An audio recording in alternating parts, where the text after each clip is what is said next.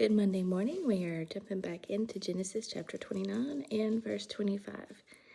When morning came, there was Leah. So Jacob said to Laban, "What is this you have done to me? I served you for Rachel, didn't I?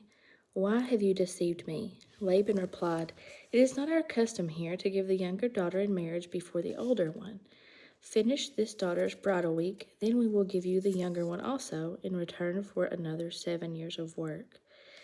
And Jacob did so. He finished out the week with Leah, and then Laban gave him his daughter Rachel to be his wife. Laban gave his servant girl Bilhah to his daughter Rachel as her maidservant. Jacob lay with Rachel also, and he loved Rachel more than Leah, and he worked for Laban another 7 years. When the Lord saw that Leah was not loved, he opened her womb, but Rachel was barren. Leah became pregnant and gave birth to a son. She named him Reuben, for she said, "It is because the Lord has seen my misery.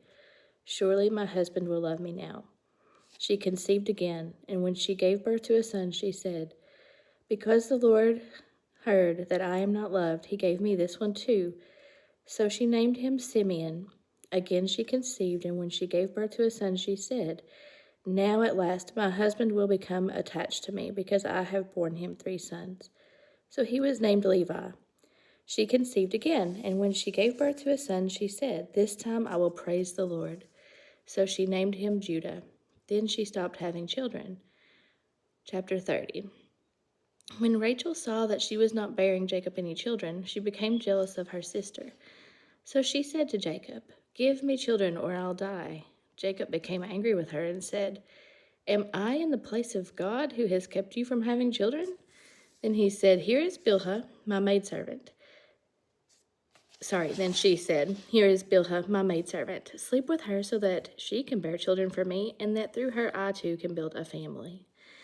So she gave him her servant Bilhah as a wife. Jacob slept with her, and she became pregnant and bore him a son. Then Rachel said, "God has vindicated me. He has listened to my plea and given me a son." Because of this, she named him Dan. Rachel's servant Bilhah conceived again and bore Jacob a second son. Then Rachel said, "I have had a great struggle with my sister, and I have won." So she named him Naphtali.